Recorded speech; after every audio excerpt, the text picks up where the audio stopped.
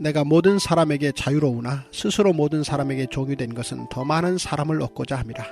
유대인들에게 내가 유대인과 같이 된 것은 유대인들을 얻고자 하며 율법 아래에 있는 자들에게는 내가 율법 아래에 있지 아니하나 율법 아래에 있는 자같이 된 것은 율법 아래에 있는 자들을 얻고자 하며 율법 없는 자에게는 내가 하나님께는 율법 없는 자가 아니요 도리어 그리스도의 율법 아래에 있는 자이나 율법 없는 자와 같이 된 것은 율법 없는 자들을 얻고자 함이라.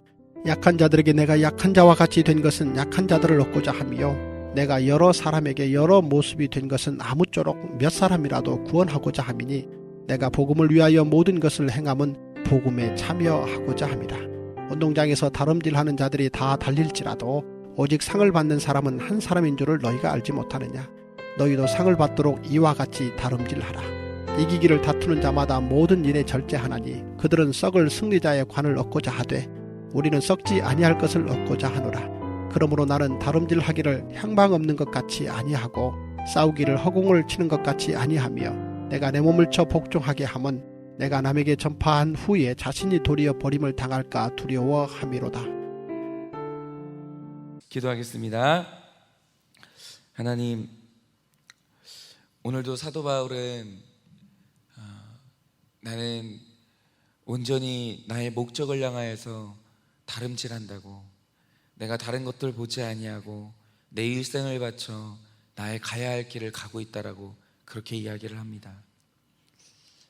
하나님, 사도 바울은 이렇게 다름질을 하였기에 마침내는 그가 가고자 하는 목적지에 다다랐고, 그는 지금 주님께서 주시는 면류관을 머리에 쓰고 너무나도 현명하게 이 땅을 살아간 그 결과를 누리고 있습니다. 하나님, 우리도 사도 바울처럼 우리 인생의 목적을 성취하고 마침내는 영원히 썩지 않을 면류관을 받아야 할 것인데, 과연 우리가 사도 바울처럼 잘 다름질을 하고 있는지, 그리고 우리가 가는 그 방향이 맞는 방향으로 가고 있는지 하나님, 오늘도 주님 앞에 점검을 하고자 합니다. 주님, 이 시간에 주님 앞에 듣고자 하오니 하나님, 우리 인생의 향방이 어디인지 보게 하여 주시고 하나님, 그 방향을 향하여서 뒤도 옆도 돌아보지 아니하고 다름질하게 하여 주시고 마침내는 주님께서 우리에게 씌워주시는 그 아름다운 면류관을 쓸 수 있는 날이 올 수 있도록 주여, 오늘도 이 말씀을 우리가 듣게 하여 주시옵소서. 하나님, 그렇게 오늘 이 새벽에도 우리에게 방향을 주시며 또 우리 마음 가운데 하나님 주시는 은혜를 허락하여 주실 줄 믿사오며 살아계신 예수님 이름 받들어 기도드립니다. 아멘. 저한테 그 신학을 가르쳐 주신 그 스승님이 그 실제로 겪었던 일을 한번 말씀해 주신 적이 있는데, 그 교수님이 미국에서 공부하실 때 교수님 아들이 유치원에서 그 재롱잔치 같은 이제 발표를 한 겁니다. 그런데 이제 교수님이 아무리 생각을 해봐도 이게 너무 기특한 거예요. 그렇게 태어난 게 엊그제 같은데 벌써 이 아이가 뭔가 이제 공연을 하고 발표를 하고, 이게 아무리 생각을 해도 너무 기특한 거죠. 그래서 이거 안 되겠다, 이거는 내가 이거 평생 이게 간직해야 되겠다 이제 싶은 마음이 들어서 이제 녹화하는 비디오 캠코더를 준비하고 이제 그거를 들고 이제 가신 거예요. 그래서 나중에 이 모든 이제 그 공연 모든 이제 상황들을 다 찍었다가 이걸 이제 찍어 놓으면 이 아들이 나중에 컸을 때 그게 이 아들에게도 추억이 될 테니까 시작부터 끝나는 시간까지 다 찍으려고 이제 그 캠코더를 준비하고 삼각대도 준비를 한 거예요. 그런 다음에 그 캠코더를 이제 딱 그 위에 얹고 전원을 딱 켰죠. 녹화를 시작하려고, 공연이 시작하니까. 그런데 황당하게 배터리가 20%밖에 안 남은 거예요. 20%밖에. 그러니까 그 불이 깜빡깜빡 켜지는 거예요. 그 경고등이. 그러니까 이분이 이 목사님께서 전부를 찍을 수는 없는 거예요. 이게 지금 경고가 들어오고 있으니까. 그러니까 이분이 이제 고민을 하다가 도대체 지금 내가 이 남은 이 배터리로 뭘 찍어야 될지 선택을 해야 되는 거예요. 전부는 찍을 수가 없는 거죠. 그러면 제가 하나 여쭙겠습니다. 이 많은 행사 중에 남아있는 20%의 배터리로 경고등이 들어오고 있는데 그러면 뭘 찍어야 되겠습니까? 당연히 아들 찍어야죠. 아들 찍으려고 왔으니까. 그래서 이제 모든 걸 포기하고 다 이제 껐다가 아드님이 나오는 순간 딱 카메라를 켜가지고 돌리기 시작했는데 너무 다행인 게 뭐냐면 아드님이 나와가지고 공연이 끝날 때가 딱 되니까 배터리가 꺼지더라는 거예요. 그래서 지금 너무 다행해도 그 아드님의 가장 예뻤던 그 시간 있잖아요. 그 아들이 막 이렇게 반짝반짝하면서 이렇게 공연하던 딱 그 순간, 그 순간은 지금도 간직하고 있어요. 그래서 그걸 이제 돌려보면서 이제 그때를 이제 추억하신다고 했는데, 그런데 생각을 해보세요. 만약에 그 캠코더에 배터리가 얼마 남아있는지 알려주는 그 기능이 없었다고 하죠. 그러니까 내가 지금 시간이 얼마 남아있는지 모르는 거예요. 그러면 반드시 어떤 일이 일어났겠습니까? 행사에 처음부터 카메라를 돌리다가 정말 중요한 내 아들이 공연에 딱 나왔을 때는 카메라가 뚝 꺼져버리는 거예요. 그러면 평생 내 아들의 가장 아름다웠던 시절은 이제 카메라에 담을 수가 없는 거예요. 그러니까 그 아이 인생의 그 순간은 단 한 번인데, 다시는 돌아오지 않는 순간인데 그걸 못 남겼을 테니 얼마나 억울하고 아까웠겠어요. 그런데 여러분, 이것이 바로 이제 큐티이고 묵상인데, 근데 이 목사님이 그 일을 겪고 나서 집에 와서 그걸 회상하는데 갑자기 영적으로 이게 환원이 되더라는 거예요. 이 생각이 드는 거예요. 야, 사람에게 남아있는 수명이 얼마인지 정확하게 알 수 있으면, 야, 이게 영적으로 너무 도움이 되겠다, 이 생각이 들더라는 거예요. 왜냐하면 여러분, 오늘도 사람이 향방 없이 그 인생을 너무 아깝게 허비하고 있을 때, 여러분 그렇게 허비하는 이유가 뭐겠습니까? 사람마다 자기 인생에 남은 수명이 얼마인지 모르는 거예요. 이게 얼마나 아까운 시간인지, 나에게 남아있는 시간이 얼마인지 정확히 알 수 없으니까 이 귀한 날들을 마음껏 허비하다가 결국 가장 중요한 순간이 왔을 때, 내 인생의 가장 중요한 이 사명을 만났을 때는 그거 완수하지 못하고 어느 날 내가 늙어버려 있는 거예요. 어느 날 내 인생이 얼마 남지 않은 거예요. 그래서 정작 중요한 일을 하나도 못 해보고 내 인생의 끝을 맞이하는 사람이 얼마나 많은지 몰라요. 여러분, 그래서 많은 사람들이 결국에는 인생을 다 산 분들이 남긴 말이 뭡니까? 인생이 늦었다고 생각할 때가 있다라는 거예요. 내 인생의 가장 중요한 때를 놓쳐버릴 순간이 있다라는 거예요. 여러분, 그래서 시편 90편 12절을 보면 시인이 하나님께 소원하는 한 가지가 있어요. 그게 뭔지 아십니까? 이렇게 말합니다. 우리에게 날 계수함을 가르치사 지혜로운 마음을 얻게 하소서. 요거 정답이에요. 만약 사람이 있잖아요, 자기의 날을 현명하게 계수하고 있다고 하죠.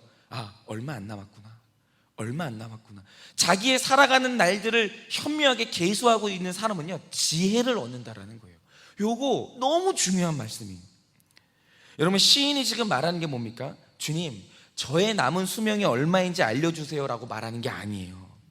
지금 오늘 시인이 소원하는 게 뭐냐면, 내 인생이 짧다라는 사실을 절대로 잊지 말게 해달라는 거예요. 내 인생이 순식간에 지나간다는 이 만고불변의 진리에 대해서 절대로 잊지 말게 해달라는 거예요. 그래서 내가 가장 중요한 일은 반드시 놓치지 않고 할 수 있도록 주님, 이 짧은 인생 가운데 지혜를 달라고 오늘도 자기 전에 기도를 하고 있는 거예요. 그래서 사도 바울이 늘 가지고 다녔던 신앙이 뭔지 아십니까? 그게 바로 종말론적인 신앙이었어요. 내 인생의 남은 날을 알 수 없는 인간이 시간을 가장 지혜롭게 쓰는 방법이 뭐냐?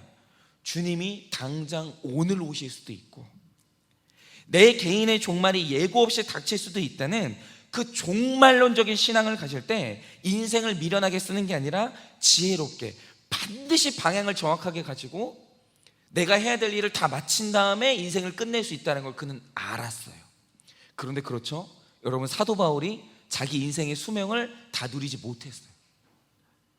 사도 바울이 말씀을 전하다가 그가 사형을 당해서 일찍 죽었죠. 그런데 사도 바울이 후회가 없었어요. 왜입니까? 그는 나의 해야 될 일을 현명하게 다 해놨거든요. 그런데 그럴 수 있었던 이유가 뭐냐라고 하면 사도 바울이 종말론적인 신앙이 있었던 거예요. 그러니까 이런 거죠. 종말론적 신앙이 없는 사람이 시간을 지혜롭게 쓴다? 이거는 불가능에 가까워요. 그런데 이 모든 지혜가 필요한 이유가 뭡니까? 그래야 우리가 이 땅에 태어난 그 목적을 정확하게 성취하다가 하나님 나라에 갈 수 있기 때문이에요. 그런데 오늘 사도 바울이 말하는 게 뭐냐면, 혹시 이 말씀을 듣는 당신이, 오늘 사도 바울이 남긴 편지가 이거예요. 오늘 이 편지를 읽는 당신이 26절에서 말하는 것처럼 다름질을 하고 있어요. 우리는 다 다름질하고 있어요. 여러분, 인생을 가만히 허비하는 사람이 누가 있어요? 다 다름질하고 있죠. 그런데 향망이 없는 것 같이, 이 말을 정확히 번역하면 확정된 목적이 인생의 목적이 없는 것 같이 당신의 인생을 허비하면서 살고 있지 않냐라는 거예요. 그런데 우리가 여기서 반드시 알아야 되는 사실 하나 있습니다. 그게 뭐냐면, 오늘 사도 바울이 말하는 바, 우리가 다름질을 하는 이유는 하나님이 주시는 썩지 않은 상을 받기 위함인데, 그러면 우리가 받아야 되는 상은 무엇이며, 그 상을 받는데 가장 방해가 되는 게 뭐냐라는 거예요. 여러분, 이 질문에 답을 하기 위해서 이 또 하나의 질문을 해야 되는데 이겁니다. 여러분, 사도 바울이 자기 일생을 살면서 가지고 있었던 단 하나의 목표가 뭐였을까요? 많은 사람이 이 사도 바울의 목표는 영혼 구원이라고 생각하실 것 같은데, 여러분, 틀렸습니다. 사도 바울이 인생을 살면서 가지고 있었던 목표는 뭐냐면 영혼 구원이 아니었어요. 그러면 그의 인생의 뚜렷한 목표가 뭡니까? 그게 고린도전서 4장 5절을 보면 그의 인생의 목표가 나와 있는데 이렇게 말합니다. 하나님께서 어둠에 감추인 것들을 드러내고 마음의 뜻을 나타내시리니 그때 각 사람에게 하나님으로부터 칭찬이 있으리라, 이렇게 얘기합니다. 바로 이겁니다. 그가 자기의 인생을 다 살고 하나님을 만났을 때 온 우주의 최고 권위자로부터 마침내 받고 싶었던 상이 뭐냐? 그게 바로 하나님의 칭찬이었던 거예요. 나는 너를 모른다, 나는 너를 도무지 모르니 내게서 떠나가라는 책망이 아니고 하나님의 칭찬을 너무나 받고 싶었던 거예요. 여러분, 정말 이게 맞는 게 이상하게 뭐냐면, 인간 안에는 이 칭찬받는 것에 대한 아주 타는 듯한 목마름이 있어요. 제가 얼마 전에 어떤 얘기를 들었냐면, 어떤 권사님이 남편하고 대화가 안 통한다는 거예요. 남편이 너무 무뚝뚝하고 자기가 뭐를 한마디를 딱 이렇게 막 100마디를 던지면 돌아오는 말이 10마디도 없는 거예요. 그러니까 부부 생활이 너무 어려워지더라는 거예요. 그래서 이걸 가지고 어떤 상담가한테 이제 상담을 했죠. 그랬더니 이 상담가가 하는 말이 뭐냐면, 남자 입을 여는 게 너무 쉽다는 거예요. 그게 뭐냐면, 오늘부터 사모님이 댁에 돌아가셔서 남편에게 뭐든지 간에 좋으니까 칭찬을 하기 시작하면은 이제 남편이 입을 열 거라고 하시는 거예요. 그래서 이분이 그 말을 이제 귀담아 듣고 기회를 보고 있다가 이제 뭘 가지고 칭찬하지 하다가 어느 날 칭찬할 거리가 나온 거예요. 그게 뭐냐면, 어느 날 이제 말 없는 남편이 차를 몰면서 후진을 하는데, 후진하는 거 아무것도 아니잖아요. 그냥 자동차 이제 후진을 하는 건데. 그런데 그걸 가지고 이때다 싶어가지고, 어떻게 당신은 그렇게 후진을 잘하냐고. 나는 자동차 후진을 하려고 그러면 도대체 방향 감각이 없어가지고 너무너무 겁이 나는데, 어떻게 당신은 이렇게 후진을 할 때 정확하고 빠르게 후진을 할 수 있냐고. 당신은 너무 대단하다고 이랬던 거예요. 그러니까 이 말 없는 남편이 갑자기 아내를 딱 보더니 뭐라고 하신지 아세요? 당신이 몰라서 그러는데 나는 후진으로 부산까지 갈 수 있어, 이러더라는 거예요. 여러분, 맞아요. 인간이 있잖아요, 칭찬에 목이 말라 있어요. 그러면 인간이 가장 듣고 싶은 영혼의 칭찬이 누구의 칭찬이냐? 내 창조주로부터 내 인생을 다 살고 난 다음에 그 인생을 향해서 주시는 그 칭찬 있죠. 너 잘 살았다. 야, 내가 네 인생을 가만히 보는데 너 잘 살더라. 내가 네 인생 지켜보는 동안 내가 얼마나 기뻤는지 모른다고. 여러분, 모든 인간의 이 칭찬을 듣고 싶은 거예요. 그러나 인생의 고독과 소외감이 어디에서 보냐? 결국 하나님께 칭찬 들을 만한 일이 없는 내 인생의 빈약함에서 결국 근본적인 열등감과 낮은 자존감이 오는 거예요. 여러분, 제가 상담을 해보면 사람들이 괴로워하는 게 뭔지 아십니까? 다들 이거 괴로워요. 내가 인생 잘 살고 있나? 내가 맞게 살았나? 나 인생 맞게 가고 있나? 이게 사람들이 확신이 없는 거예요. 그래서 사람들마다 있잖아요. 너 인생 잘 살았다는 이 한마디 확인이 듣고 싶고, 이 한마디 칭찬이 누구나 다 듣고 싶은 거예요. 그런데 문제는 뭐냐? 확신이 없는 거예요. 그런데 여러분, 사도 바울은요, 내 주인 되신 하나님께 칭찬 듣는 것, 이 목적이 너무 확실했어요. 나는 반드시 하나님 만났을 때 내 인생을 가지고 하나님께 칭찬 들으리라. 내가 반드시 하나님 만났을 때 내 인생 잘 살았다는 말을 듣고 말리라. 여러분, 이 목적이 너무 뚜렷했어요. 그런데 여러분, 사도 바울이 가만히 앉아서 그러면 내가 내 인생 가지고 뭘 하면 하나님께 가장 칭찬을 들을까? 고민을 한 거예요. 근데 고민을 하다 나온 답이 뭐냐? 그게 영혼 구원이었던 거예요. 틀림없지. 내가 내 인생 영혼 구원에 쓰면 반드시 하나님 만났을 때 칭찬 듣지. 그게 너무 확실했던 거예요. 여러분, 맞습니다. 우리가 이 땅에서 그 힘든 사명을 감당하고 내 본성을 거슬러 가면서 이타적으로 살 때 그것을 완수하게 하는 힘이 뭐냐? 바로 하나님으로부터 받을 칭찬에 대한 기대. 여러분, 우리 인생의 모든 선한 일을 하는 힘은 내가 받을 그 칭찬에 대한 설렘과 기대와 확신에서 나오는 거예요. 그래, 내가 이거 하면 칭찬 듣지. 하나님이 기뻐하시지. 반드시 내가 그렇게 되지 라는 확신이 없잖아요. 여러분, 절대로 사람은 선한 일을 오래 못해요. 그러나 사람이 죽는 그날까지 내 목에 칼이 들어온다 할지라도, 여러분, 사람이 자기가 가는 이 영적인 일에서 벗어나지 않는다. 이유는 뭐냐? 내가 살아온 이 인생이 하나님께 칭찬 들을 만한 일이라는 확신이 있어야 여러분, 그가 사명을 완수할 수 있는 거예요. 그런데 여러분, 우리 인생이 허무한 곳에 그 시간 가운데 우리 시간이 허비되고 내 에너지가 완전히 탈진하게 될 때, 여러분, 우리를 그렇게 헛된 것에 시간을 쓰게 만드는 핵심 원인이 뭡니까? 그게 바로 사람의 칭찬이에요. 이게 제일 헷갈려요. 여러분, 사람의 칭찬에 목마른 건 이게 바로 우리가 거룩하게 살지 못하고 우리의 향방을 완전히 흐트러 놓는 가장 무서운 함정이 뭐냐? 사람의 칭찬이에요. 여러분, 생각해 보세요. 목회자인 제가 사람의 칭찬에 목이 마르게 될 때, 하나님의 칭찬이 아니라 사람의 칭찬을 받는 것에 인생의 목적이 딱 고정돼 버렸을 때, 제가 장담하는데 그는 일생 절대로 사람의 죄에 대해 말하지 못해요. 절대 못해요. 그런데 여러분, 목회자가 사람의 칭찬을 받기 위해 성도들이 저지르고 있는 죄에 대해서 말하지 못할 때 어떤 일이 벌어지겠어요? 한 교회의 거룩이 무너지면서 수많은 영혼이 영원한 생명을 박탈당하는 거예요. 여러분, 하나님의 칭찬이 아니라 사람의 칭찬을 구하는 게 보통 문제가 아닌 거예요. 그래서 사람의 중독 중에 가장 먼저 해결돼야 될 영적인 중독이 뭐냐? 그게 인정 중독이에요. 여러분, 사람에게 인정 중독이 있잖아요. 그러면 그가 일생하는 모든 사역 가운데 순수한 사역은 하나도 없어지는 거예요.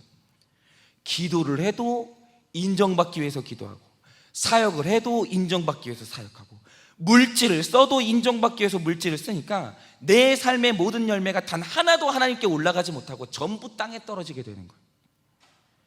장차 그 사람이 이 하나님 앞에 갔을 때 칭찬 듣고 받을 상이 하나도 없어지게 되는 거예요.